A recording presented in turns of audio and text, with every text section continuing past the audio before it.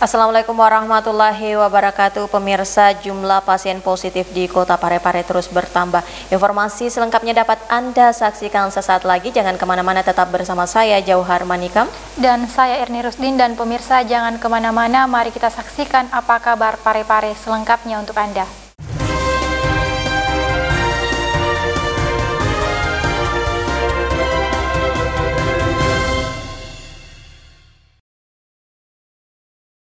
Pemirsa, selain berdampak pada sisi kesehatan, pandemi COVID-19 yang saat ini melanda juga melumpuhkan roda perekonomian.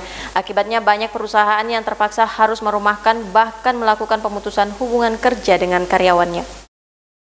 Satu di antara dampak dari pandemi COVID-19 adalah ancaman pemutusan hubungan kerja atau PHK. Ini bukti bahwa pergerakan roda ekonomi Indonesia terganggu termasuk di Kota Parepare. Dinas Tenaga Kerja Kota Parepare mendata sekitar 800 pekerja yang terdampak COVID-19, mulai dari buruh pelabuhan, perusahaan hingga koperasi. Bahkan sudah ada yang dilakukan pemutusan hubungan kerja. Hal tersebut disampaikan PLT Kepala Dinas Tenaga Kerja Kota Parepare Abdul Latif di Gedung Baruga Posko Gugus Tugas Percepatan Penanganan COVID-19 Kota Parepare, Kompleks Rumah Jabatan Wali Kota pada Rabu 6 Mei 2020. Jadi dampak daripada COVID-19 ke tenaga kerjaan di Kota Parepare, yang mulai dari TKBM buruh pelabuhan ya, itu sudah 700, kurang lebih 700 ya. Dan ada pekerja-pekerja yang karyawan dari hotel, dari koperasi, dari PT-PT itu jumlahnya keseluruhan itu sudah 829 orang, baik yang dirumahkan maupun yang di PHK. Ya, di PHK itu sudah 16 orang kalau tidak salah, dan selebihnya itu yang dirumahkan. Ya, untuk yang paling banyak ini adalah buruh pelabuhan, itu kurang lebih 700 orang. Dikatakan data terakhir yang tercatat di Kantor Tenaga Kerja Kota Parepare sebanyak 829 orang, baik yang telah di PHK maupun yang dirumahkan. Syahril Sandi, TV Peduli mengabarkan. Pemirsa, Bawaslu sebagai lembaga pendidikan terhadap pelanggaran pemilu terus melakukan evaluasi hingga pemilu serentak 2024 mendatang bisa terlaksana dengan baik. Berikut informasi selengkapnya.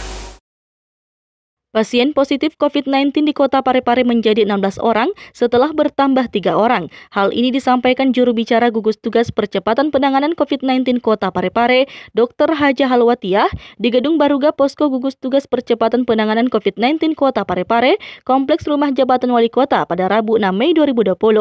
Dr. Haja Halwatiah yang juga PLT Kepala Dinas Kesehatan Kota Parepare mengungkapkan pihaknya cukup prihatin dengan kondisi saat ini di Kota Parepare, di mana hingga per hari Rabu 6 Mei 2020 jam 13 waktu Indonesia Tengah, sesuai informasi yang diterima dari hasil pemeriksaan swab Provinsi Sulawesi Selatan, bahwa pasien positif COVID-19 di Kota Parepare kini menjadi 16 orang setelah bertambah 3 orang.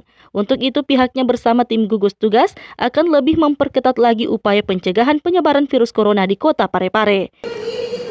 Assalamualaikum warahmatullahi wabarakatuh. Terkait dengan data saat sekarang ini,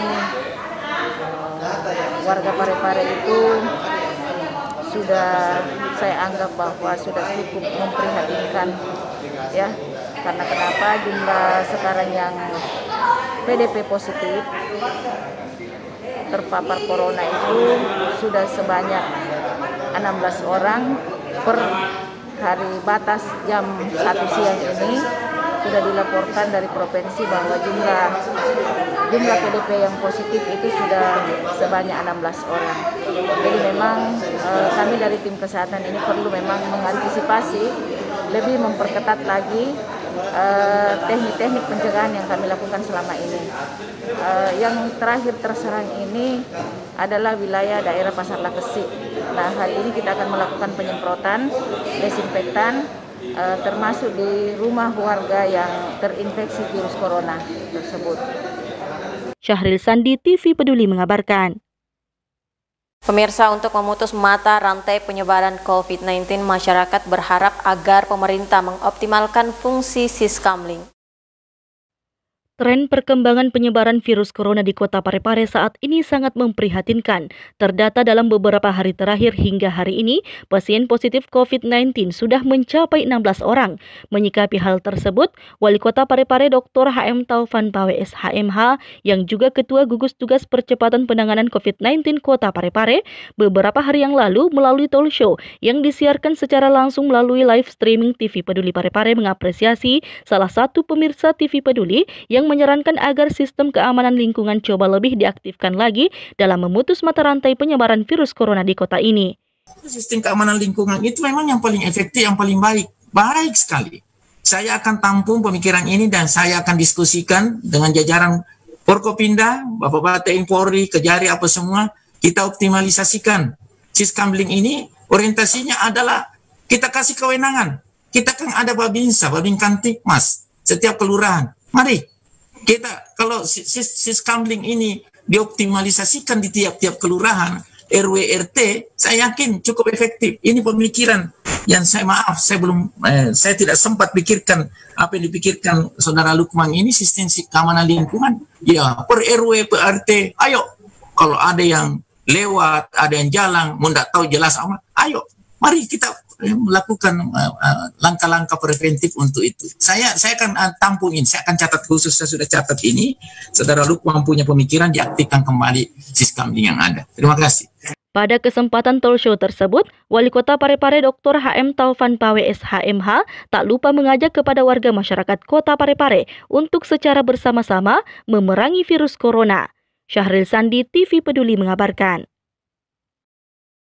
Pemirsa, pasien positif corona di Kota Parepare kini menjadi 16 orang setelah bertambah 3 orang. Sesuai informasi yang diterima dari hasil pemeriksaan swab di Provinsi Sulawesi Selatan, hal ini disampaikan juga oleh juru bicara Gugus Tugas Percepatan Penanganan COVID-19 di Kota Parepare, Dr. Haja Halwatia. Berikut informasi selengkapnya.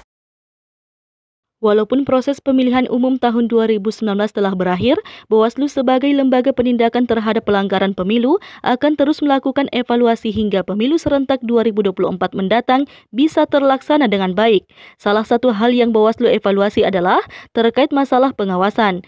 Ketua Bawaslu Kota Parepare Muhammad Zainal Asnun SIP usai mengikuti pembukaan sekolah kader pengawas pemilu tingkat Sulawesi Selatan belum lama ini yang diselenggarakan melalui daring atau virtual dengan aplikasi Zoom Meeting mengatakan Badan Pengawas Pemilu Republik Indonesia membentuk sekolah kader pengawas pemilu yang diimplementasikan sampai ke tingkat Bawaslu Kabupaten Kota dimaksudkan untuk melahirkan mitra-mitra pengawas pemilu di tengah keterbatasan personil yang ada. Dalam pelaksanaan SKKP ini tujuannya adalah bagaimana Bawaslu Republik Indonesia beserta jajaran membentuk sahabat-sahabat pemilu atau kader-kader yang bisa menjadi mitra Badan Pengawas Pemilu. Nah, ketika pada pelaksanaan pemilu dan pilkada, maka kader-kader pengawas inilah menjadi perpanjangan tangan oleh Bawaslu, di mana dalam pelaksanaan pilkada selama ini selalu merasakan bahwa personil-personil yang terbatas, sehingga dengan terbentuknya kader-kader SKPP ini akan membantu tugas-tugas pengawasan pengawas pemilu. Syahril Sandi, TV Peduli mengabarkan. Guna meringankan beban masyarakat penderita gagal ginjal, Rumah Sakit Umum Andi Makassau Kota Parepare memberikan layanan antar jemput bagi pasien yang berdomisili di Kota Parepare untuk menjalani perawatan cuci darah. Memberikan kenyamanan bagi pasien RSUD Andi Makassau Kota Parepare merupakan hal yang penting dan menjadi komitmen bersama pemerintah daerah, terutama pasien hemodialisa. Dengan menyediakan layanan antarjemput cuci darah pasien hemodialisis, hal ini diharapkan agar pasien dapat melakukan terapi dengan teratur sesuai dengan jadwal. Selain melakukan antarjemput seperti pasien pada umumnya, perawat yang mendampingi akan memberikan terapi bagi penderita gagal ginjal. Tidak hanya terkait dengan aspek klinis saja, tapi juga melibatkan aspek psikososial agar pasien tidak merasa takut atau mengalami stres saat melakukan terapi pengobatan.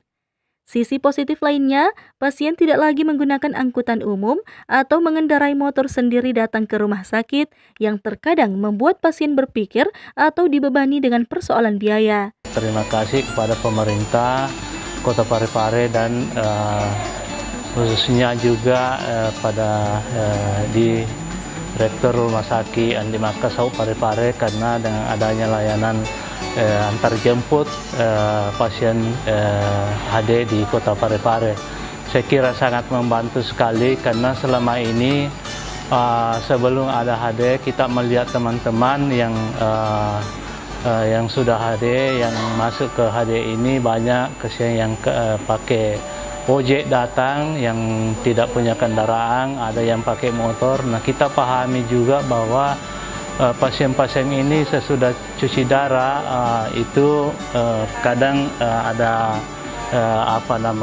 kesehatannya terganggu, karena kita pahami juga bahwa orang cuci darah itu kita sudah paham bahwa semuanya mempunyai penyakit, khususnya di penyakit ginjal. Jadi dengan adanya antar jemput, kami dari pasien HD khususnya Kota Parepare ini berterima kasih sekali kepada pemerintah dan khususnya juga kepada Direktur Rumah Sakit Andi Makassau.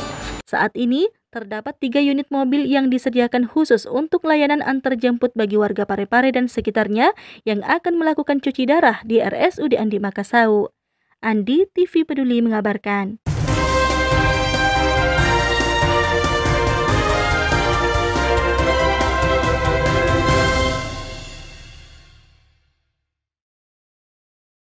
Dan pemirsa, informasi tadi sekaligus mengakhiri kebersamaan kita untuk saat ini.